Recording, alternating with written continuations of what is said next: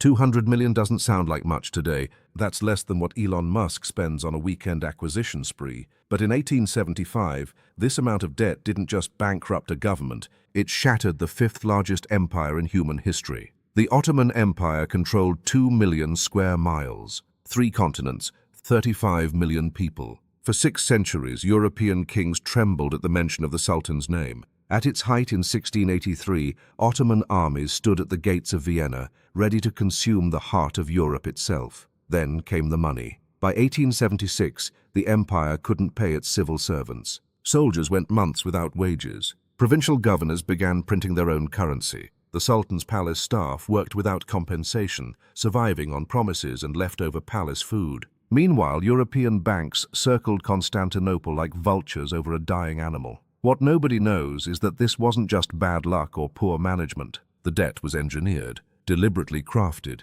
European financiers understood something the Ottoman elite refused to acknowledge until it was catastrophically too late. Control doesn't require armies when you control the money supply. This is the story of how the world's most feared Islamic empire became Europe's financial puppet in less than 30 years. How $200 million in loans destroyed what 600 years of warfare couldn't touch. How debt accomplished what the Crusades, the Holy Roman Empire, and the Russian Tsars all failed to achieve: the complete subjugation of the Ottoman state. In 1923, the last Ottoman Sultan boarded a British warship and fled Constantinople in the middle of the night. Mehmed VI carried a single suitcase. No guards, no ceremony. The dynasty that once ruled from Budapest to Baghdad ended with an emperor sneaking onto a foreign military vessel like a refugee. 70 years earlier, that would have been unthinkable. The Sultan of 1850 commanded the world's 4th largest military. Ottoman territories generated massive tax revenues from the Silk Road, Mediterranean trade, and agricultural production across Anatolia, the Levant, and North Africa. When Sultan Abdul-Majid I sat on his throne, he ruled an economic powerhouse generating approximately 40 million gold liras annually. But here's what most history textbooks skip entirely. Behind the military pageantry and territorial grandeur, the Ottoman Empire was already addicted to something more dangerous than opium: European loans. The first loan came in 1854. Britain and France offered £3 million at 6% interest. Ottoman officials celebrated. Easy money to modernize the army. No territorial concessions required. Just sign here. What they didn't calculate was the trap embedded in the terms. Constantinople in 1850 radiated power. Walk through the Topkapi Palace complex, and you'd see an empire at the height of its territorial reach and cultural influence. The Ottoman state controlled approximately 1.8 million square miles, stretching from Algeria to Iraq, from Crimea to Yemen. This wasn't ancient history. This was barely 170 years ago, within living memory of your great-great-grandparents. Sultan Abdul-Majid I, just 30 years old, sat on a throne his family had occupied since 1299, 600 years of continuous rule. By comparison, the British royal House of Windsor has existed for barely a century. The Romanov dynasty in Russia lasted 304 years. The Ottoman dynasty doubled that. The numbers behind this empire were staggering. Annual tax revenues approached 40 million gold liras, equivalent to roughly 200 million in 1850s dollars. The imperial army numbered approximately 250,000 soldiers, not counting irregular forces and provincial militias. The Ottoman navy operated 47 ships of the line and over 100 smaller vessels, making it the 4th largest naval force globally. But here's what made 1850 the true golden peak. The empire wasn't just militarily powerful or territorially vast, it was in the middle of aggressive modernization. Sultan Abdul-Majid had launched the Tanzimat reforms in 1839, a sweeping program designed to remake the Ottoman state along European lines without abandoning its Islamic character. These weren't cosmetic changes. The Ottomans abolished tax farming, the corrupt system where private collectors extracted revenues from provinces. They established new legal codes that applied equally to Muslims and non-Muslims, a revolutionary concept in Islamic governance. They created modern schools teaching mathematics, engineering, and European languages. They built telegraph lines connecting Constantinople to provincial capitals. They invited European military advisors to train Ottoman officers in the latest warfare techniques. Money flowed into infrastructure at rates the empire had never attempted before. Between 1840 and 1853, the Ottoman government spent approximately 300 million kurush on military modernization alone. New rifle factories opened in Constantinople, shipyards expanded to accommodate larger vessels, barracks were rebuilt to house professional soldiers rather than provincial irregulars. The Sultan's court at this moment represented a fascinating cultural hybrid. Ministers wore European-style military uniforms alongside traditional Ottoman robes. Palace officials conducted diplomacy in French, the language of international relations, while court proceedings continued in Ottoman Turkish. Architecture blended Baroque European influences with traditional Islamic designs. The empire was trying to become modern without becoming European, powerful without being Western. Sultan Abdul-Majid himself embodied these contradictions. He spoke fluent French, collected European art, and maintained friendships with European diplomats. Yet he remained commander of the faithful, the Caliph of Islam, responsible for protecting Mecca and Medina. He patronized both European-style opera and traditional Ottoman music. His palace contained both European pianos and traditional Turkish instruments. This hybrid approach seemed to be working. The empire had survived the Egyptian crisis of the 1830s when Mehmet Ali Pasha nearly carved away the Levant. It had maintained territorial integrity against Russian pressure in the Caucasus. European powers, particularly Britain and France, actively supported Ottoman independence as a counterweight to Russian expansion. The Ottoman Empire was seen as the sick man of Europe, but European powers needed that sick man alive. Then came 1853. Russia, seeking access to Mediterranean warm water ports, demanded the Ottoman Sultan grant Russia protective authority over Orthodox Christians within Ottoman borders. It was a transparent attempt to establish a pretext for future intervention. The Sultan, backed by Britain and France, refused. Russia invaded Ottoman territories in July 1853. This triggered what would become the Crimean War, pitting the Ottoman Empire, Britain and France against Russia. The Ottomans needed to mobilize hundreds of thousands of troops. They needed to supply armies operating across multiple fronts.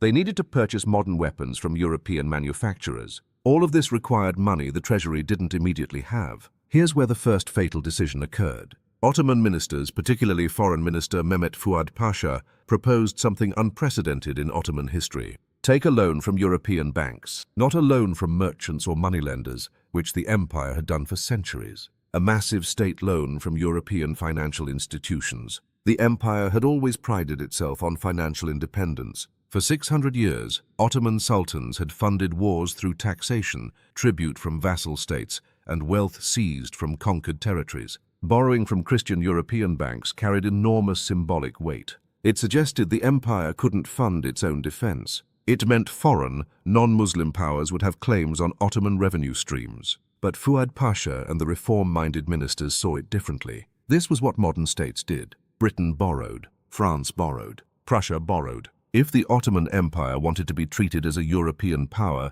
it needed to act like one. Besides, the loan would be temporary. Once the war ended, the empire would repay the principal from normal tax revenues. What they failed to grasp was the mathematics of compound interest and the psychology of debt dependency. In August 1854, the Ottoman Empire concluded its first foreign loan agreement. Britain and France, keen to keep their Ottoman ally in the war, facilitated a loan of £3 million sterling. The terms seemed reasonable on the surface, 6% annual interest, to be repaid over time from customs revenues. Ottoman officials celebrated. The empire had secured European support, maintained its independence, and acquired the funds needed for military modernization. The Sultan hosted lavish ceremonies thanking the British and French ambassadors. Gold coins bearing the Sultan's image were minted to commemorate the loan. Ministers congratulated themselves on their sophisticated financial management. What they didn't realize was they'd just opened a door that would never close. They'd demonstrated to European financiers that the Ottoman state would borrow when pressured by circumstances. They'd established precedent. They'd shown weakness disguised as sophistication. The money arrived in Constantinople in September 1854. Almost immediately, half of it disappeared into military expenses. New rifles purchased from British manufacturers, artillery pieces from French foundries, uniforms, boots and supplies for armies mobilizing across Anatolia and the Balkans. The remaining funds went toward immediate budget shortfalls, not long-term investments. But here's the thing, the war didn't end quickly. The Crimean War dragged on for 3 brutal years. Ottoman casualties exceeded 100,000 soldiers. The economic disruption devastated agricultural production in affected regions. Tax revenues declined as farmers fled combat zones and merchants avoided trade routes near the fighting. By 1855, just 1 year after the first loan, the Ottoman government faced a grim reality. They couldn't cover basic operating expenses without additional borrowing. The second loan came in 1855, this time £5 million. The terms were worse than before, 6% interest, but with a higher commission to the banks arranging the deal, meaning the Ottomans received less actual money while owing more total debt. The pattern had begun. Like an addict discovering that the first hit was never enough, the Ottoman Empire learned that borrowing didn't solve financial problems. It merely postponed them while adding new obligations. Between 1854 and 1874, the Ottoman Empire took out 15 separate foreign loans, totaling approximately 200 million gold liras, equivalent to roughly $1.2 billion in 1870s dollars. To understand the scale, that amount represented 5 times the empire's entire annual tax revenue. Imagine the United States borrowing $20 trillion in a single decade. That's the equivalent burden the Ottomans assumed. The loans followed a predictable cycle. The government would face a budget crisis. Tax revenues couldn't cover military expenses, administrative costs, and debt service from previous loans. Ministers would approach European banks.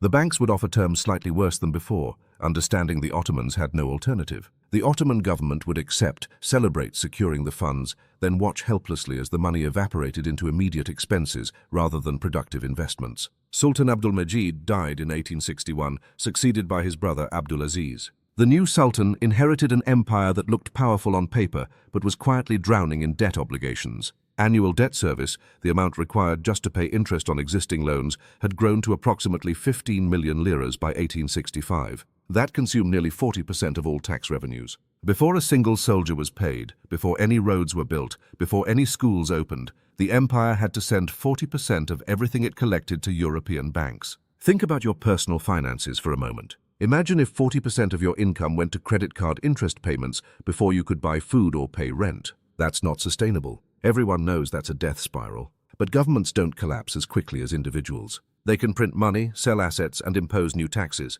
So the Ottoman Empire staggered forward, appearing viable even as the mathematics of its debt became increasingly catastrophic. The loans had another insidious effect that Ottoman officials underestimated. European banks demanded collateral. Since the empire obviously couldn't offer land or gold in sufficient quantities, they pledged revenue streams. Specific taxes became dedicated to specific loans. Customs duties from Istanbul ports, salt taxes from Anatolia, tobacco taxes from the Balkans. This meant that as loans accumulated, an increasing percentage of Ottoman tax collection flowed directly to European creditors without even passing through the imperial treasury. By 1870, approximately 50% of customs revenues went straight to foreign banks. The Ottoman government collected the money but couldn't spend it. Even worse, European powers insisted on placing their own officials in Ottoman customs houses and tax collection agencies to ensure proper accounting. Foreign Christian officials now oversaw the collection of taxes from Muslim populations. This humiliation chafed at Ottoman sovereignty in ways that went beyond mere economics.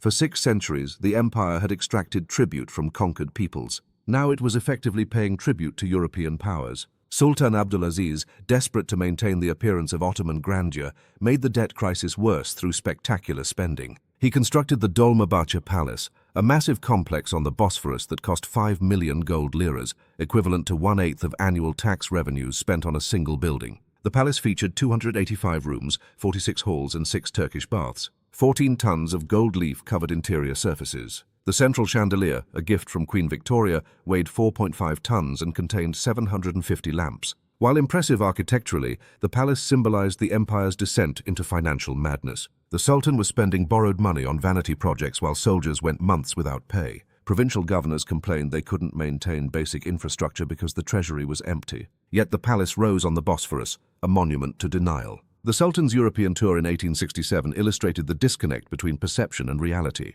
Abdulaziz visited Paris, London, and Vienna, received with full honors by European monarchs treating him as an equal. He attended the World's Fair in Paris, toured London's industrial exhibitions, and met with Emperor Napoleon III and Queen Victoria. European newspapers praised the Sultan's sophisticated demeanor and elegant dress. Behind the pageantry, European financiers were calculating. They saw an empire spending beyond its means, ruled by a sultan more interested in European luxuries than fiscal discipline. They understood that every extravagant gesture, every borrowed million spent on palaces and ceremonies, tightened the noose of financial dependency. The real strategy became clear through the loan terms themselves. European banks weren't primarily interested in interest payments. They wanted control. Each new loan came with additional conditions. European advisors had to approve major expenditures. Budget transparency had to increase. Certain tax revenues had to be segregated for debt service. Look at the 1869 loan, one of the largest at £22 million sterling. The terms stipulated that tobacco taxes across the entire empire would be collected by a European supervised agency and deposited directly into European banks before the Ottoman government saw a single coin. This wasn't lending. This was colonial extraction disguised as financial assistance. Ottoman officials, even the intelligent ones, seemed unable to grasp the trap's mechanism. They viewed each loan as an isolated transaction. Borrow now, repay later from future revenues. They didn't understand or refuse to acknowledge that future revenues were a myth. Those revenues were already pledged to previous loans. Each new loan didn't just add debt, it compounded the impossibility of ever becoming solvent. The empire's reformist ministers, the ones most enthusiastic about European-style modernization, were the ones pushing hardest for additional loans. They believed borrowed money would fund railways, factories, and infrastructure that would generate economic growth exceeding debt costs. On paper, their logic seemed sound. In practice, almost none of the borrowed money went to productive investment. Military expenses consumed the largest share. The empire faced constant conflicts.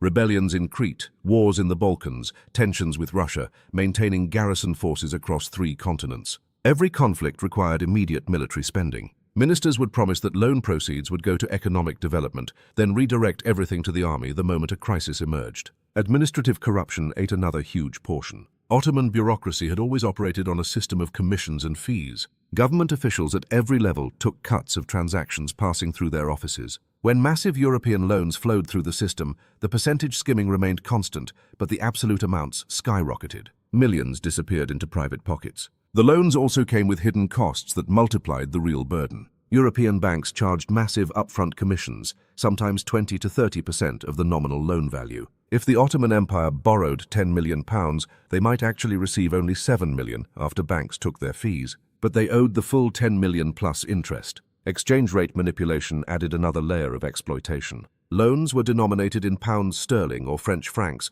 while the Ottoman economy operated in liras and kurush. European banks deliberately structured loans to maximize currency conversion costs. When loan proceeds arrived in Constantinople, they'd been reduced by commissions. When debt service came due, exchange rates mysteriously moved against the Ottomans, requiring more liras to generate the required foreign currency payments. By 1873, 20 years after the first loan, the Ottoman Empire's total foreign debt stood at approximately 200 million gold liras. Annual debt service exceeded 25 million liras. Total tax revenues, after decades of reform and expansion, had grown to only 60 million liras. Let that sink in. The empire had to pay 25 million in debt service from 60 million in revenues. That left just 35 million for everything else. The entire military budget, all government salaries, provincial administration, infrastructure maintenance. Everything had to come from that remaining 35 million. The mathematics had become impossible. There was no scenario where the empire could meet all its obligations without either massive revenue increases or dramatic spending cuts.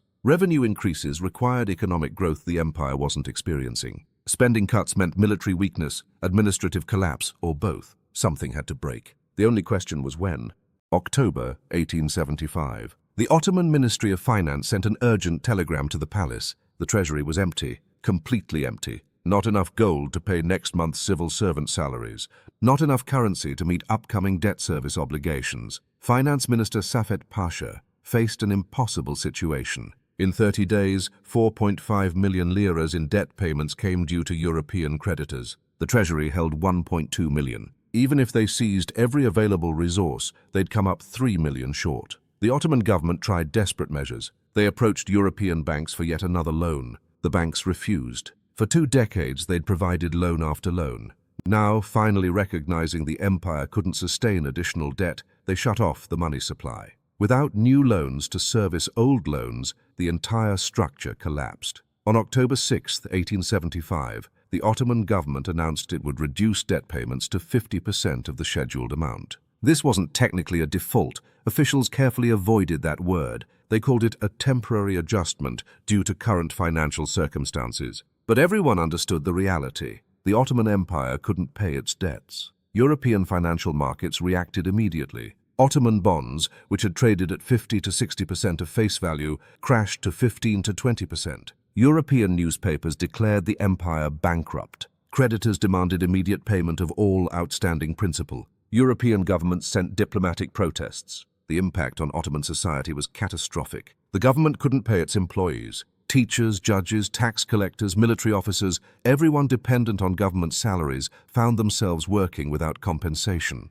Some hadn't been paid in months. Now they learned they might not be paid for months more. Provincial governors began printing local currency to pay their officials. This created monetary chaos, as different regions issued different currencies with different values. A kurush in Anatolia bought different amounts than a kurush in the Balkans. Merchants refused payment in Ottoman paper, demanding gold or silver. The military experienced the worst effects. Soldiers stationed in remote garrisons went 6, 8, even 12 months without pay. Officers had to use personal funds to feed their troops. Some units disintegrated as soldiers deserted to find work that actually paid. Military effectiveness degraded across the empire just as external threats intensified. European creditors, furious at the reduced payments, demanded a solution. They wanted guaranteed payment mechanisms that didn't depend on Ottoman promises. In December 1875, European bondholders formed the Council of Ottoman Creditors, a coordinating body to negotiate with the Ottoman government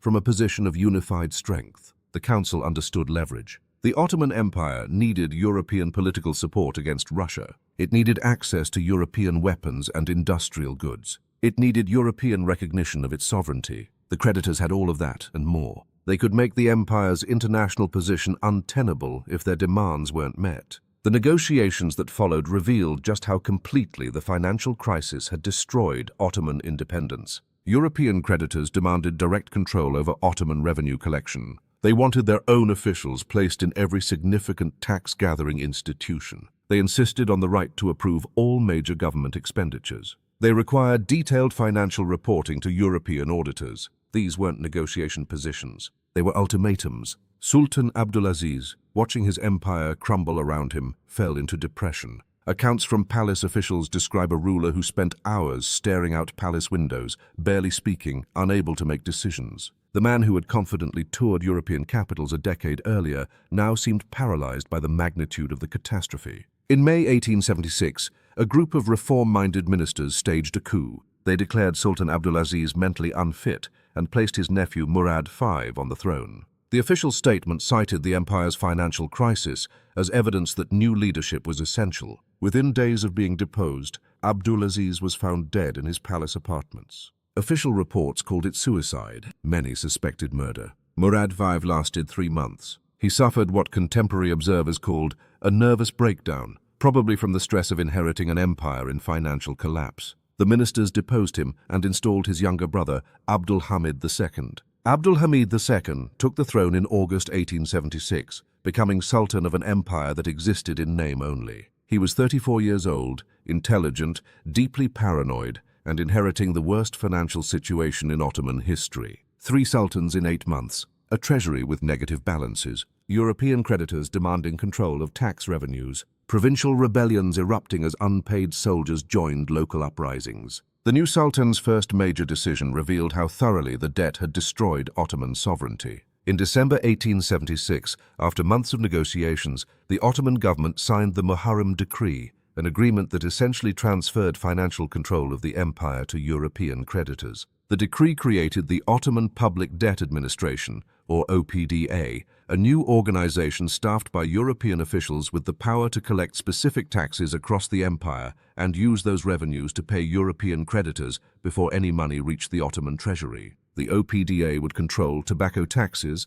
salt taxes, certain customs duties, and stamp taxes. Combined, these represented roughly 30% of all Ottoman tax revenues. Read that again. 30% of tax revenues collected from Ottoman citizens would go directly to European banks without the Ottoman government having any say in how it was spent. Foreign officials, appointed by foreign creditors, would operate tax collection agencies inside Ottoman territory. They would have full authority to hire and fire employees, set policies, and enforce collection. This was colonialism without armies, economic subjugation without formal conquest. The Ottoman Empire maintained theoretical sovereignty, but European creditors controlled the money that made sovereignty meaningful. The Muharrem Decree also restructured Ottoman debt. The total obligation was reduced from 200 million liras to 106 million liras, which sounds generous until you understand the mechanism. The reduction came from acknowledging that the empire realistically couldn't pay the full amount. European creditors accepted lower principal in exchange for guaranteed payment mechanisms through the OPDA.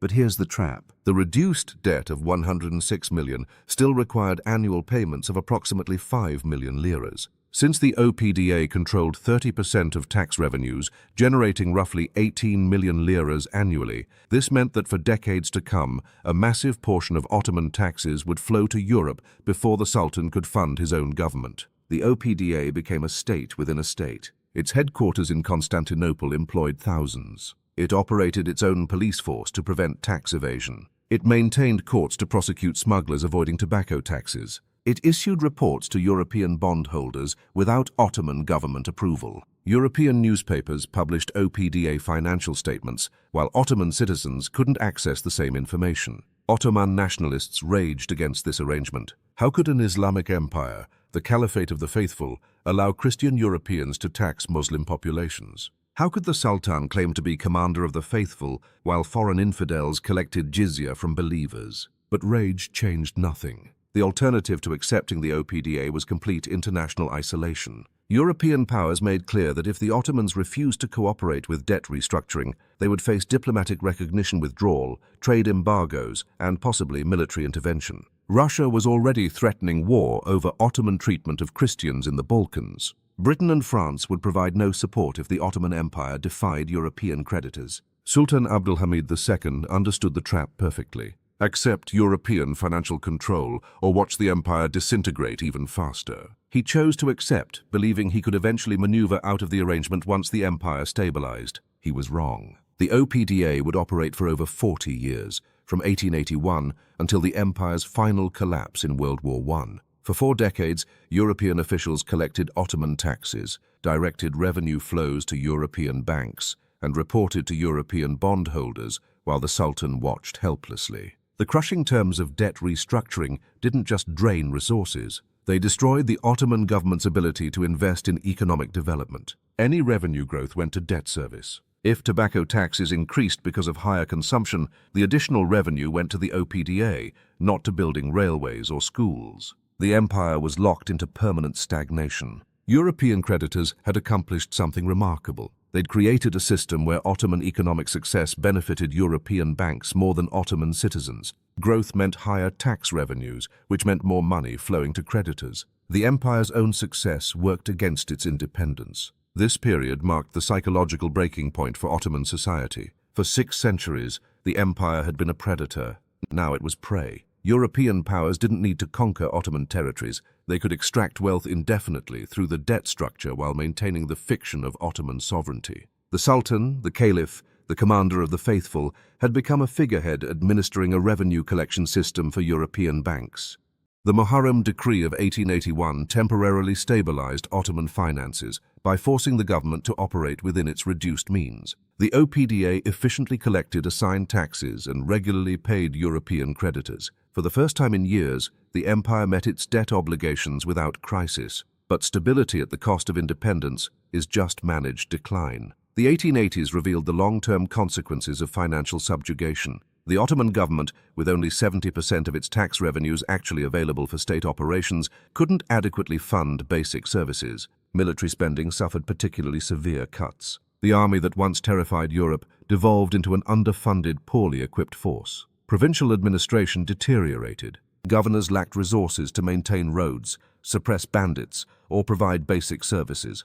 Regions far from Constantinople began operating almost independently, ignoring central government directives because everyone knew the Sultan had no money to enforce his authority. Meanwhile, the OPDA operated with increasing autonomy. European administrators raised taxes within their jurisdiction without Ottoman approval. They arrested tax evaders using their own police forces. They built infrastructure solely to improve tax collection efficiency, constructing roads to tobacco-growing regions and warehouses in salt-producing areas. Every improvement benefited creditors, not citizens. The psychological impact on Ottoman society was devastating. Educated Ottomans watched European officials walk through their streets with authority that Ottoman officials lacked. They saw tax revenues collected by foreigners and shipped to European capitals. They understood their empire had become an economic colony, even while maintaining nominal political independence. Young Ottoman intellectuals began questioning whether the empire deserved to survive at all. If sovereignty meant nothing,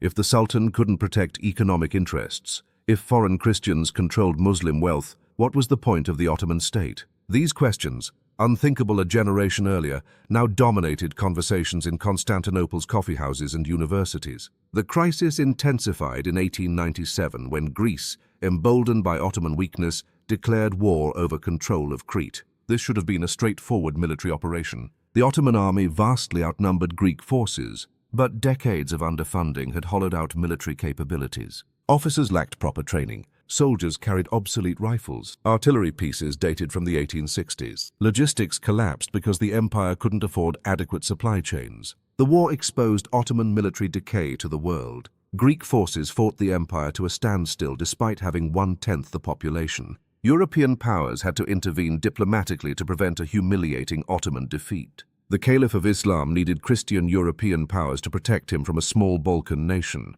The symbolism was catastrophic. Sultan Abdulhamid II, watching his empire crumble, became increasingly authoritarian. He established an extensive spy network to monitor potential dissidents. He censored newspapers and books. He restricted education, fearing that modernization would produce revolutionaries. The palace became a fortress where the Sultan lived in constant fear of assassination. This paranoia wasn't entirely unjustified. In 1905, assassination attempts increased. Secret societies formed among military officers and intellectuals, all committed to overthrowing the Sultan and radically reforming or replacing the Ottoman system. The most significant was the Committee of Union and Progress, known to history as the Young Turks. The Young Turks represented a generation that had grown up watching the empire's humiliation. They blamed the Sultan's incompetence and autocracy for the financial crisis. They believed that constitutional government, parliamentary democracy, and further westernization could restore Ottoman power. They were wrong, but their diagnosis of the problem was partially correct. In July 1908, military units in Macedonia, led by Young Turk officers, mutinied and marched toward Constantinople. They demanded the Sultan restore the 1876 constitution, which he had suspended shortly after taking power. Abdulhamid II, lacking money to pay loyal troops and fearing civil war, capitulated. The Ottoman Empire suddenly had a parliament again, but parliamentary government couldn't solve the financial stranglehold. The OPDA still controlled 30% of revenues. Debt service still consumed massive resources. The new parliament discovered what the Sultan already knew. Political reforms meant nothing without economic independence, and economic independence was mathematically impossible under the existing debt structure. The Young Turks tried radical solutions. They proposed additional European loans to consolidate existing debt. European banks, having learned their lesson, refused. They attempted to renegotiate OPDA terms. European creditors declined, knowing they held all leverage. They considered default, hoping European powers would forgive debts rather than watch the empire collapse. European powers made clear they would respond to default with military intervention and partition. Every option led nowhere. The empire was trapped in a debt prison with no escape. The mathematics had become inexorable. Even if Ottoman tax revenues doubled, debt service requirements would consume the additional money through OPDA collection mechanisms. Growth was impossible because growth benefited creditors more than the state. The psychological toll on Ottoman leadership was immense. Young Turk reformers, who had been so confident they could revive the empire through modernization and constitutional governance, confronted the reality that financial dependency had eliminated their agency. They could change governments, rewrite constitutions, and reform administrations, but none of it mattered because European creditors controlled the money. This realization drove increasingly desperate policies. In 1909, after a conservative counter-coup briefly restored Sultan Abdulhamid II's authority,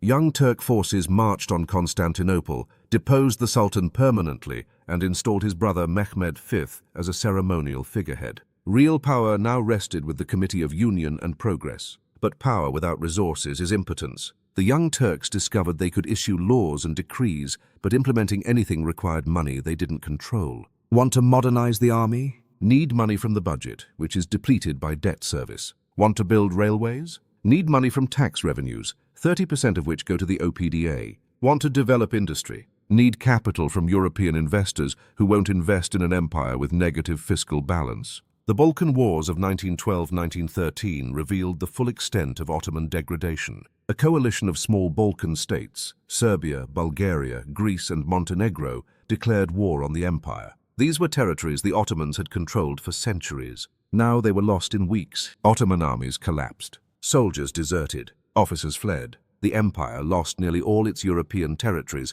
lands held since the 1300s. The military disaster wasn't primarily due to strategic incompetence. It was resource failure. The army lacked ammunition, food, medical supplies, and transportation. Decades of financial starvation had made military effectiveness impossible. The Treaty of London in 1913 formalized the losses. The Ottoman Empire retained only a tiny foothold in Europe, Constantinople and its immediate surroundings. Everything else, Albania, Macedonia, Thrace, was gone. 600 years of Ottoman presence in Europe ended because the empire couldn't fund the military necessary to defend its territory. Here's the devastating irony. The Balkan Wars reduced Ottoman territory, which reduced tax revenues, which made debt service even more burdensome as a percentage of available funds. Losing territory didn't reduce the OPDA's claims. The debt remained fixed, while the economic base shrank. The empire was caught in a doom loop where weakness caused territorial loss. Territorial loss caused further weakness, and the debt remained constant through all of it. By 1914, the Ottoman Empire controlled roughly 1/4 of the territory it had possessed in 1850. Tax revenues had declined from 60 million liras to approximately 40 million, but debt service obligations remained at 5 million liras annually. What had been 8% of revenues in 1850 was now 12.5% of revenues despite all the restructuring. European creditors had successfully extracted wealth from the empire for 6 decades. They'd done it without armies, without occupation, without colonial administration. They'd simply lent money at carefully structured terms, waited for the inevitable default, then seized control of revenue streams through the OPDA mechanism. The Ottoman elite finally understood the trap. But understanding came too late. The empire was bankrupt, militarily defeated, territorially diminished, and economically controlled by foreign powers. The only question remaining was how long before complete collapse. The answer came through World War I. When World War I erupted in August 1914, the Ottoman Empire faced an existential choice: align with Britain and France, the powers that held its debt; align with Germany and Austria-Hungary, the Central Powers offering military alliance; or remain neutral and hope the war passed without consuming what remained of Ottoman territory. The Young Turk leadership, now firmly in control of the government, chose Germany. The decision was partly strategic. Germany was fighting Russia, the empire's ancient enemy, but also psychological. Britain and France represented the financial powers that had strangled Ottoman independence. Germany offered weapons, military advisors, and crucially, didn't hold Ottoman debt. Joining the Central Powers was economic suicide disguised as strategic calculation. The moment the Ottoman Empire entered the war in November 1914, Britain and France declared all debt agreements void. The OPDA ceased operations. For the first time in 30 years, the Ottoman government controlled 100% of its tax revenues. This should have been liberating. Instead, it revealed how thoroughly debt dependency had destroyed economic capacity. With full control of revenues, the empire discovered there was nothing left to control. Decades of underinvestment had decimated infrastructure. Agricultural production had stagnated. Industrial capacity was negligible. The tax base had eroded to almost nothing. The empire threw itself into a war it couldn't afford. Military operations against Russia in the Caucasus, against Britain in Mesopotamia and Palestine, and at Gallipoli against Allied forces. Each campaign required resources the empire didn't possess.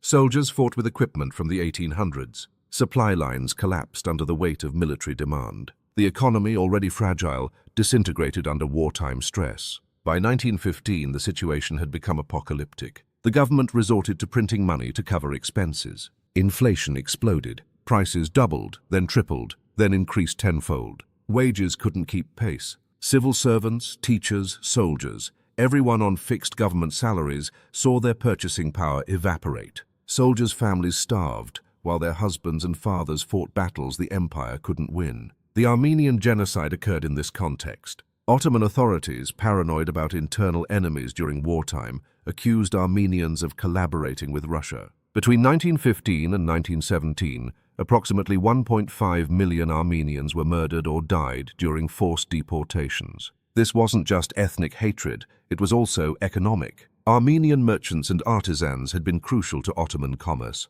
Their elimination further destroyed the empire's economic capacity, even as it accomplished the genocide's horrific goals. The war consumed Ottoman territory like acid-eating flesh. British forces captured Baghdad in 1917, severing the empire's connection to Mesopotamia and its oil resources. British and Arab forces took Jerusalem, removing the Ottoman presence from the Holy City. By 1918, the empire controlled only Anatolia and a shrinking perimeter around Constantinople. The military collapse exposed the complete failure of Ottoman modernization attempts. For 60 years, the empire had borrowed money supposedly to modernize. It had purchased European weapons, hired European advisors, built European-style institutions. None of it mattered. When tested against European military forces in World War I, Ottoman armies collapsed quickly and thoroughly. Germany's defeat in November 1918 meant Ottoman defeat. The empire sued for peace, signing the Armistice of Modros on October 30, 1918. The terms were devastating.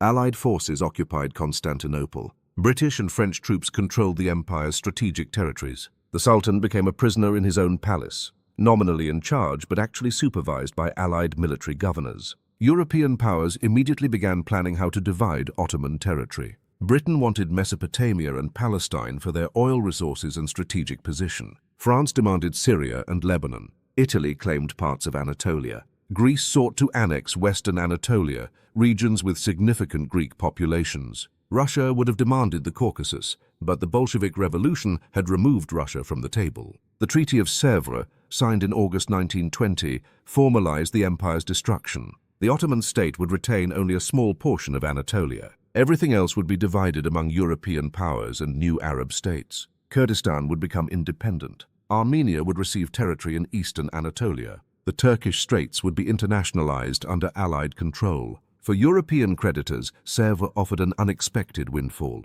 The treaty stipulated that the new Ottoman rump state would remain responsible for all pre-war debt. The OPDA would resume operations. Even in complete defeat, even with the empire reduced to a fraction of its former size, European banks would continue extracting payments. This provision revealed the true nature of the debt trap. It was never about getting repaid. It was about maintaining permanent claims on Ottoman resources. European creditors understood that even a diminished Ottoman state would generate tax revenues. They wanted guaranteed access to those revenues in perpetuity. But they miscalculated. The Treaty of Sèvres assumed Turks would accept their fate passively. They didn't. Mustafa Kemal, an Ottoman general who had distinguished himself at Gallipoli, refused to accept the treaty. He rallied nationalist forces in Anatolia, declaring that Turks would fight to preserve their homeland, even if the Sultan had surrendered. Between 1919 and 1922, Turkish nationalist forces fought a brutal war of independence against Greek, French, Italian and Armenian forces trying to implement the Sèvres Treaty. The Turkish War of Independence was partly about territory and sovereignty, but it was also about debt. Kemal and the nationalists understood that accepting Sèvres meant accepting permanent financial subordination. The OPDA would continue. European creditors would continue controlling Turkish revenues. The cycle of debt dependency would continue forever. Kemal made a revolutionary decision. Turkey would repudiate Ottoman debts. The new Turkish state forming in Anatolia wasn't legally the Ottoman Empire. It was a successor state. Successor states under international law could choose which obligations to inherit. Kemal chose to inherit none of the debt. This declaration shocked European creditors. For 40 years, they'd extracted wealth from the Ottoman Empire through debt mechanisms. Now, suddenly, a nationalist movement was saying those debts were void. Turkish nationalists argued that Ottoman debts had primarily benefited European powers, not Ottoman citizens.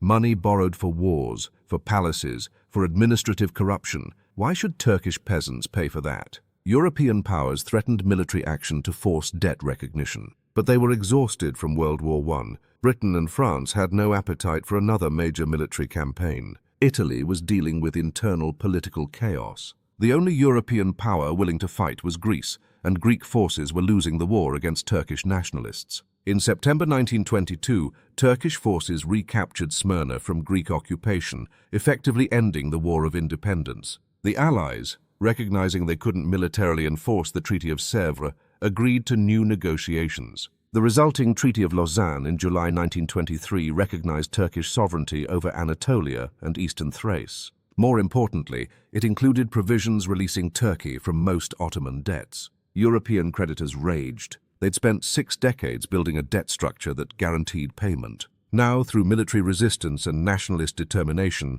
Turkey had escaped. The OPDA was dissolved. Debt obligations were reduced to token amounts. Turkey emerged from the Ottoman Empire's ashes as a debt-free nation. On October 29, 1923, Mustafa Kemal declared Turkey a republic and abolished the Ottoman Sultanate. The last Sultan, Mehmed VI, had already fled into exile. The Ottoman dynasty ended not with ceremony, but with an emperor boarding a British warship in the middle of the night, carrying a single suitcase. For European creditors, the Ottoman Empire's collapse represented a financial catastrophe. They'd lent 200 million gold liras expecting perpetual returns. Instead, they received perhaps 20–30% recovery through the OPDA's 4 decades of operation and the limited Turkish debt recognition. Ottoman bonds, once traded on European exchanges, became worthless paper. But focusing on creditor losses misses the larger story. The debt trap had destroyed a 600-year-old empire. It had taken an Islamic great power and reduced it to economic dependency. It had demonstrated that modern financial instruments could accomplish what armies couldn't. It had shown that sovereignty without economic independence is an illusion. The Ottoman Empire didn't fall because of military defeat, though defeats accelerated the end. It fell because $200 million in debt created obligations that mathematically couldn't be sustained, locked the state into permanent resource extraction by foreign creditors, destroyed the government's ability to invest in development, and eliminated any path to economic independence. Foreign control, achieved through debt rather than armies, had proven more effective than 6 centuries of warfare at destroying Ottoman power. The debt crisis didn't just drain Ottoman finances. It directly caused territorial losses that dismembered the empire piece by piece. This connection between debt and territorial collapse isn't obvious at first glance, but the mechanism was brutally simple. Unpaid provincial governors couldn't maintain order, leading to rebellions. An underfunded military couldn't suppress those rebellions. European powers, citing humanitarian concerns and protecting Christian minorities, intervened to seize territory. Each loss reduced tax revenues, worsening the debt burden, creating conditions for the next territorial amputation. Start with Egypt in 1882. Technically an Ottoman province but practically autonomous under Khedive Tewfik, Egypt faced its own debt crisis, mirroring Constantinople's problems. Egyptian nationalists, angry at European financial control, launched a revolt. Britain, citing the need to protect European creditors and the Suez Canal, invaded and established military occupation. The Ottoman Empire protested, but couldn't respond militarily. Moving troops to Egypt would require money the treasury didn't have. Fighting Britain would risk losing British diplomatic support against Russia, so the empire accepted temporary British occupation. Temporary became permanent. Egypt remained nominally Ottoman until 1914, but everyone understood Britain controlled it. Tax revenues from one of the empire's richest provinces stopped flowing to Constantinople. The loss of Egypt cost the empire approximately 2 million liras annually in tax revenues, roughly 3% of the total budget. That might seem small, but remember that debt service consumed 8 to 12% of revenues. Losing 3% meant other expenses had to be cut by that amount or more. Those cuts came from provincial administration and military funding, making future territorial defenses even weaker. Bulgaria followed in 1885. The principality, created from Ottoman territory after the 1878 Russo-Turkish War, declared full independence. The Sultan protested. European powers ignored the protest. Bulgaria had been paying annual tribute to Constantinople. That revenue disappeared. More significantly, the independence established precedent. If Bulgaria could unilaterally declare independence without Ottoman military response, why couldn't other regions? Crete erupted in 1897, leading to the Greco-Turkish War. The conflict exposed Ottoman military decay and resulted in Crete gaining autonomy. By 1913, Crete united with Greece. Another territory lost. Another revenue stream eliminated. The pattern accelerated after 1908. The Young Turk Revolution, intended to strengthen the empire through constitutional government, instead triggered a cascade of territorial losses. Austria-Hungary annexed Bosnia-Herzegovina in 1908, a province the empire had legally controlled since the 1400s. Bulgaria declared full independence. Crete announced union with Greece. Italy invaded Libya in 1911. The Balkan Wars of 1912 and 1913 cost nearly all remaining European territories. Each loss made the debt burden proportionally heavier. In 1875, the empire owed 200 million liras and controlled territories generating 60 million in annual revenue.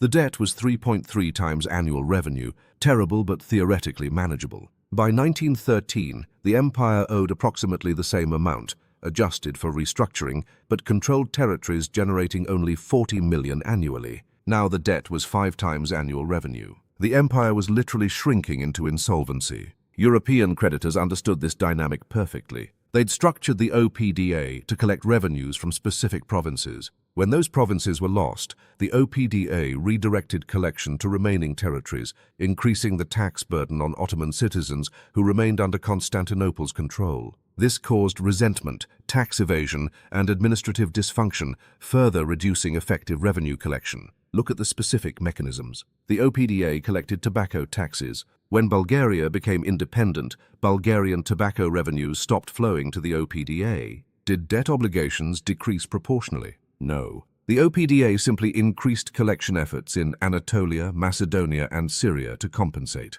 Turkish and Arab tobacco farmers paid higher taxes to cover revenue losses from Bulgarian independence. This created a perverse incentive structure. European creditors didn't mind Ottoman territorial losses as long as the core remained solvent enough to service debt. Losing peripheral provinces was acceptable if it increased pressure on remaining territories to pay. The OPDA operated as a wealth extraction mechanism that functioned regardless of empire size. The Armenian highlands illustrate the tragedy. This region in eastern Anatolia had mixed Muslim and Christian populations. It was poor, mountainous, and strategically important as a buffer against Russia. During the 1890s, Armenians faced increasing oppression, partly because the Ottoman government, desperate for revenue, increased taxes dramatically. Armenian merchants and farmers, seeing their wealth extracted to service debts to European banks, began supporting autonomy or independence movements. Sultan Abdulhamid II responded with massacres in 1894 to 1896,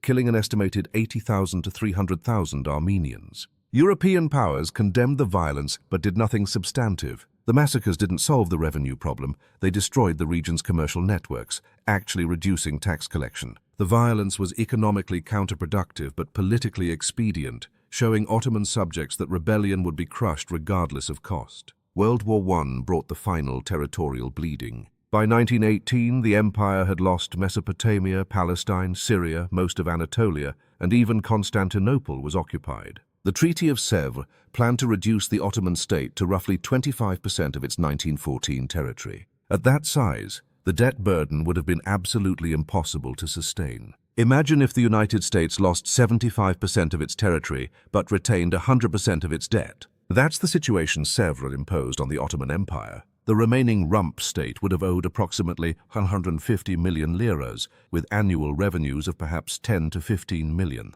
Debt service alone would consume the entire budget. There would be nothing left for government operations, military, or administration. European creditors included provisions in Sèvres, ensuring the OPDA would continue operating in this shrunken state. They wanted to keep extracting payments even from an empire reduced to economic absurdity. This wasn't about recovering their investment anymore. This was about maintaining the principle that debtors couldn't escape through territorial loss or state collapse. Turkish nationalists, seeing this trap, fought the War of Independence partly as an economic liberation struggle. Mustafa Kemal's speeches explicitly mentioned debt servitude. He argued that accepting Sèvres meant accepting permanent poverty, watching Turkish resources flow to European banks while Turkish children starved. The nationalist movement wasn't just about independence, it was about escaping the debt trap that had bled the empire for 6 decades. When Turkey repudiated Ottoman debts in 1923, it was completing what territorial losses had begun.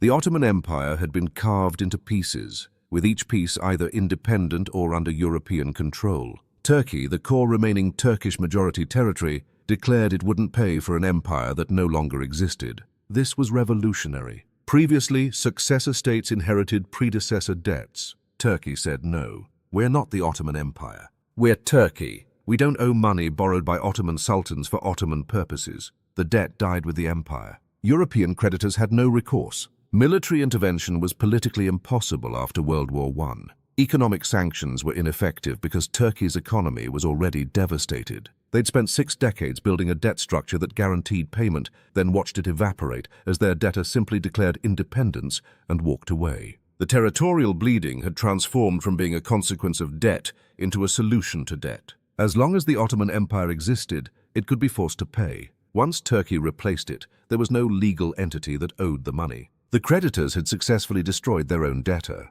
November 1st, 1922. Mustafa Kemal stood before the Grand National Assembly in Ankara, the provisional capital of nationalist Turkey. The hall was packed with deputies, military officers, and observers witnessing a historical moment. Kemal was about to propose something unprecedented, the formal abolition of the Ottoman Sultanate. For 623 years, the Ottoman dynasty had ruled. Through expansion and contraction, through glory and humiliation, the Sultan had remained. Now, a military general was declaring that institution dead. The assembly voted unanimously to abolish the Sultanate. The last Sultan, Mehmed VI, learned of his deposition through newspaper reports. The British, who controlled Constantinople and theoretically protected the Sultan, faced an awkward situation. The man they'd been treating as sovereign no longer held any legal authority. Mehmed VI, fearing nationalist reprisals, requested British assistance fleeing Turkey. On November 17, 1922, he boarded HMS Malaya at dawn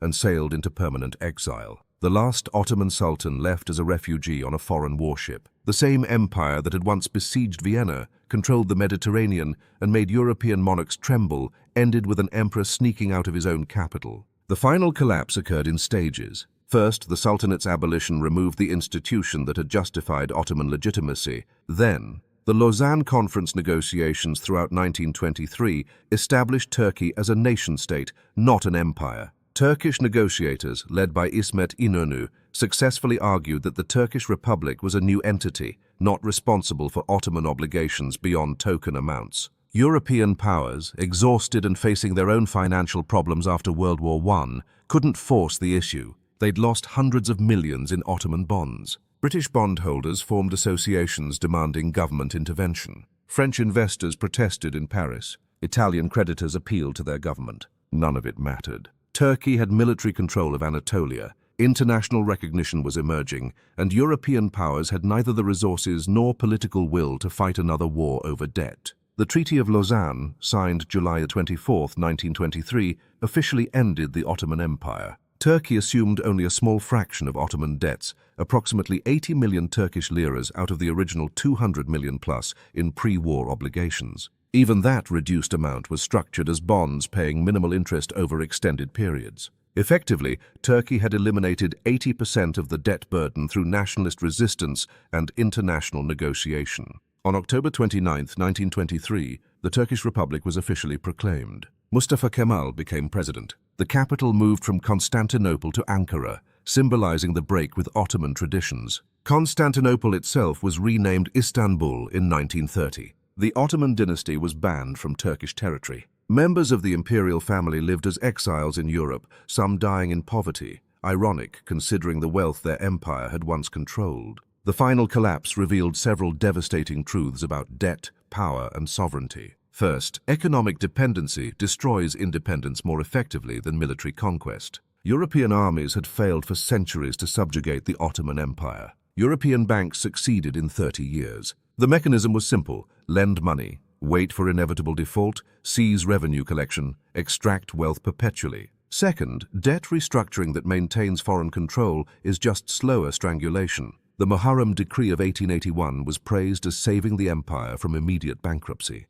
In reality, it locked the empire into permanent subordination. The OPDA operated for 40 years, extracting wealth that could have funded military modernization, economic development, or social services. Instead, that wealth flowed to European bondholders who had voluntarily lent money to a risky debtor and then demanded guaranteed returns when the risk materialized. Third, territorial integrity and fiscal sovereignty are inseparable. As debt forced cuts in military and administrative spending, the empire lost the capacity to defend its territories. Each territorial loss reduced revenues, making debt servicing harder, forcing more cuts, causing more territorial losses. The doom loop was mathematically inevitable once debt service exceeded a critical threshold relative to total revenues. Fourth, delayed collapse is still collapse. The Ottoman Empire survived from 1876 to 1922 in a state of managed decline. European powers kept it alive because they wanted the debt repaid. The empire's continued existence served creditor interests more than Ottoman interests. When World War I finally triggered complete disintegration,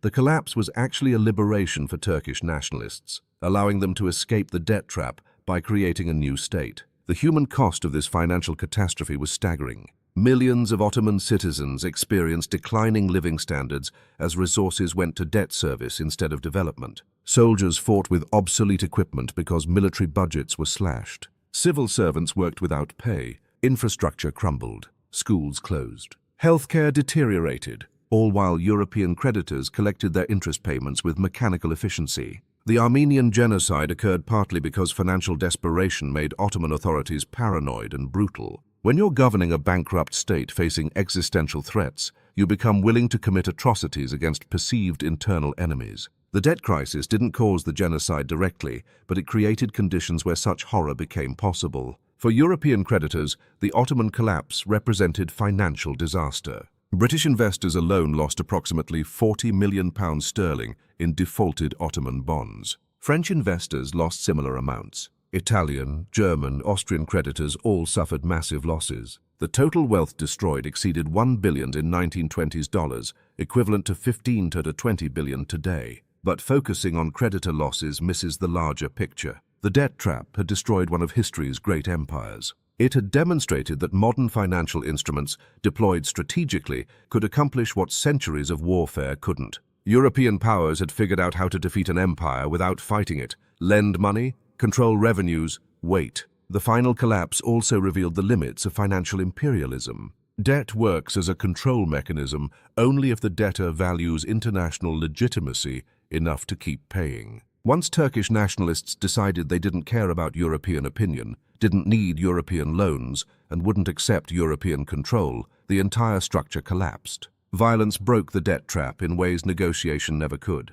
Mustafa Kemal understood this perfectly. His decision to repudiate Ottoman debts was revolutionary not just in Turkish history, but in international finance. He established the precedent that sovereign states could escape debt through state transformation. If you're drowning in debt as State A, declare yourself State B and argue you're not responsible for A's obligations. This terrified creditors globally. If Turkey could do it, why couldn't other indebted nations? The answer was that most nations valued their international standing too much to take that risk. Turkey was uniquely positioned, militarily strong enough to defend its territory, poor enough that economic sanctions didn't matter, and led by a strong man willing to accept international isolation if necessary for independence. The Ottoman Empire's final collapse in 1922 to 1923 wasn't just the end of a dynasty or a state. It was the death of the last great Muslim empire and the birth of modern Turkey, forged in the fires of financial catastrophe and nationalist resistance.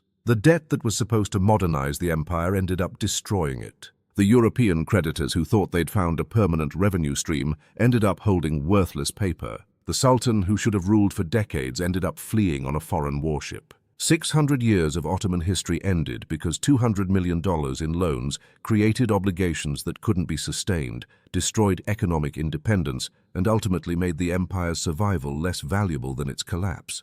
Walk through Istanbul today, and you'll see the physical remnants of the Ottoman debt catastrophe. The Dolmabahce Palace, built with borrowed money in the 1850s, is now a museum. Tourists photograph its 14 tons of gold leaf, unaware that servicing the debt for this building contributed to an empire's collapse. The OPDA headquarters building still stands near Karaköy, now converted to offices and restaurants, its function forgotten by most who pass it daily. But the real echoes aren't architectural. They're in how modern Turkey, and many other nations, approach foreign debt. Turkey emerged from the Ottoman collapse with deep cultural suspicion of foreign loans. This skepticism, born from watching European creditors strangle their empire, influenced Turkish economic policy for generations. Even today, Turkish politicians who propose heavy foreign borrowing face accusations of betraying national sovereignty. The Ottoman experience created a national trauma around debt dependency, that remains politically potent a century later. The playbook European creditors used against the Ottoman Empire has been deployed repeatedly since 1923. Lend to developing nations during crises, wait for inevitable servicing difficulties, demand structural adjustment programs that transfer economic control to creditors, extract wealth through international financial institutions. The International Monetary Fund and World Bank, whatever their stated intentions, often function similarly to the old OPDA, collecting revenues on behalf of creditors and dictating economic policy to debtor nations. Look at Latin America in the 1980s. Massive loans from Western banks during the 1970s became unpayable when interest rates spiked.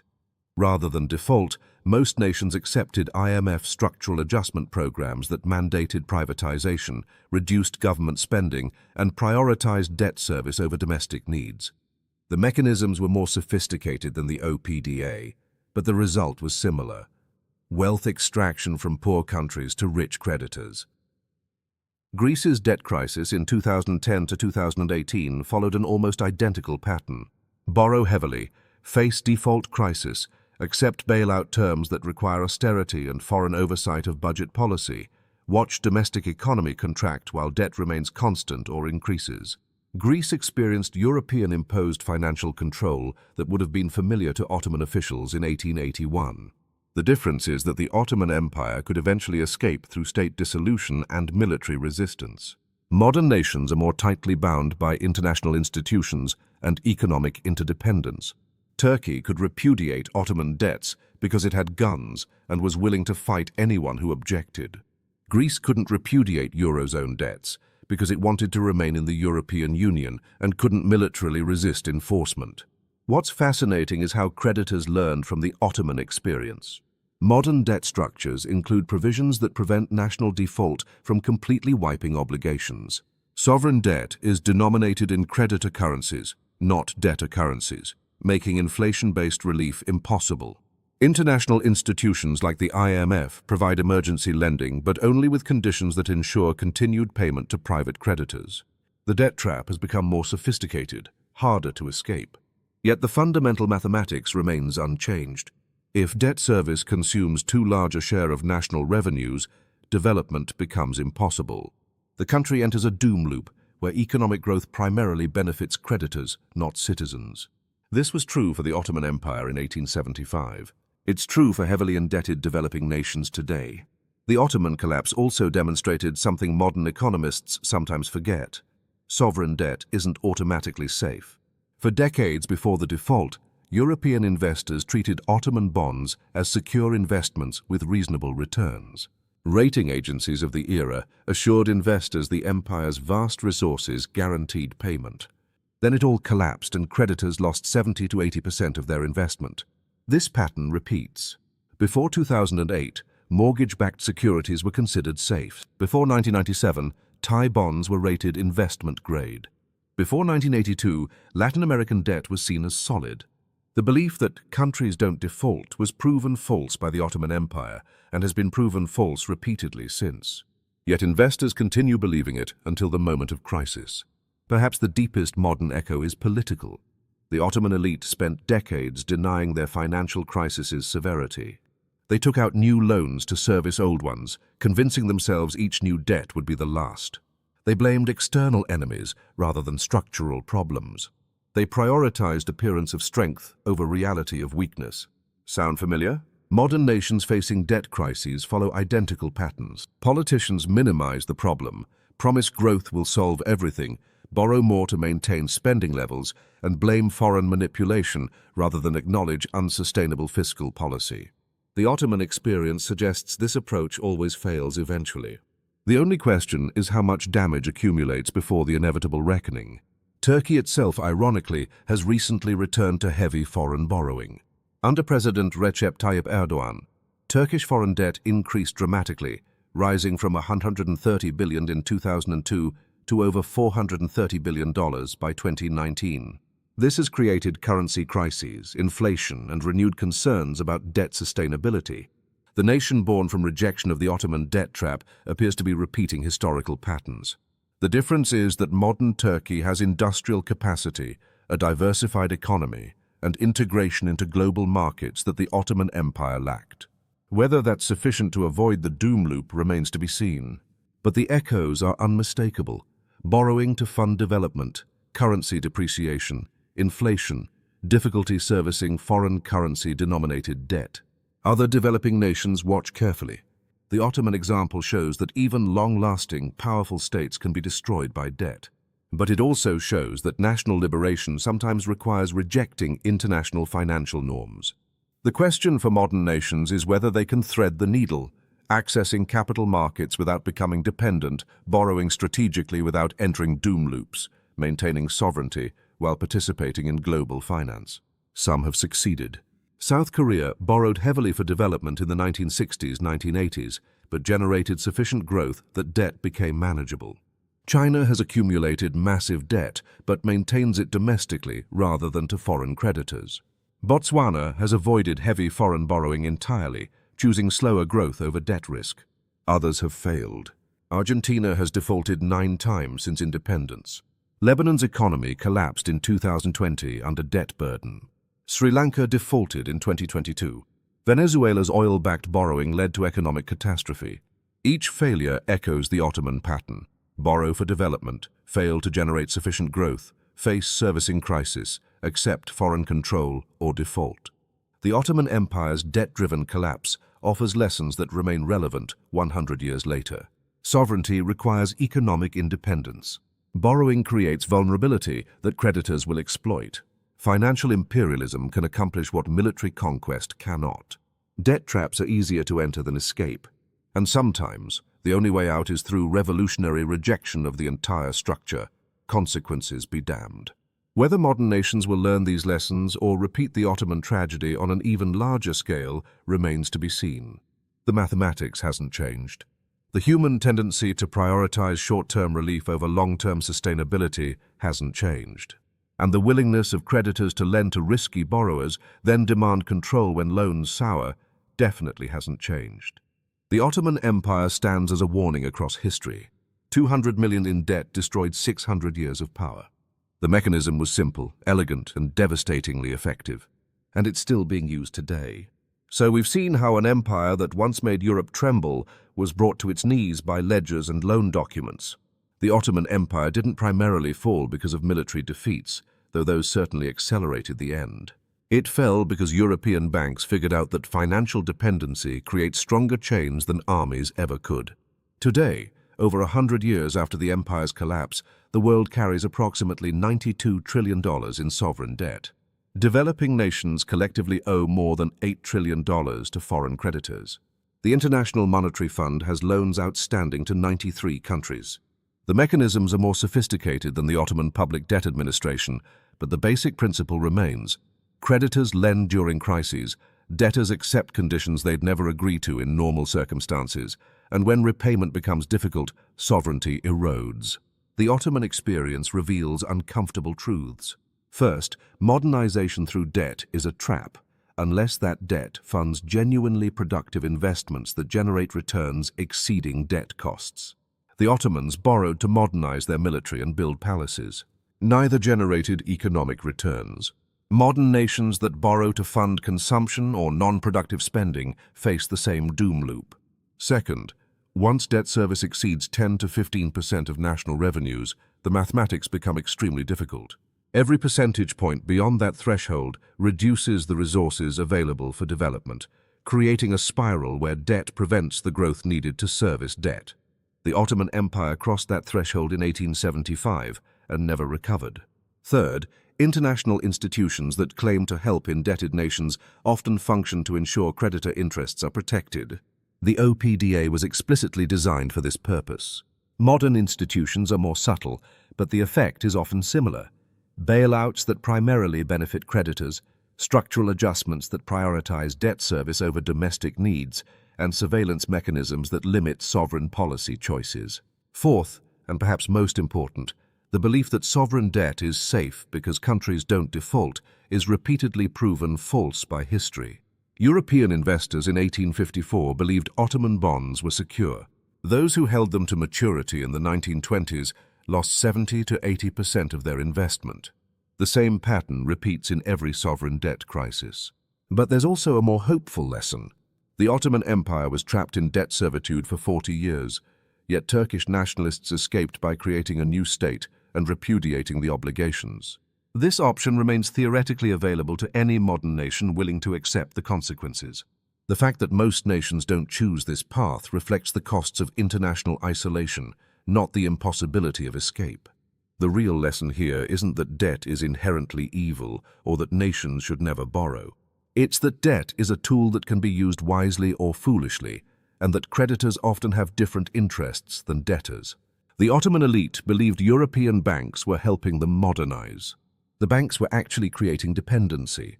Neither side necessarily acted with evil intent, but the structural relationship guaranteed exploitation.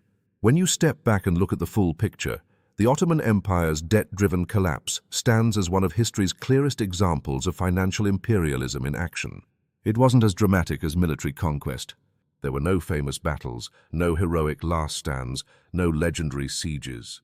Just a steady accumulation of debt, a gradual transfer of control, and a quiet strangulation that took 60 years to complete. So the question remains, have we learned? When modern nations borrow heavily, are they making calculated investments in productive development, or are they repeating the Ottoman mistake of borrowing for consumption and prestige? When international financial institutions impose conditions on struggling nations, are they providing helpful guidance, or are they functioning as modern versions of the OPDA? Whether we like it or not, the Ottoman experience suggests that sovereignty without economic independence is an illusion. You can have your own flag, your own government, your own army, but if foreign creditors control your revenue streams, you're not truly independent. The Ottomans learned this lesson slowly and painfully over 6 decades. The empire that once controlled 3 continents ended with its last sultan fleeing on a foreign warship because $200 million in debt created a trap from which there was no escape except through complete state dissolution. That's not just history. That's a warning.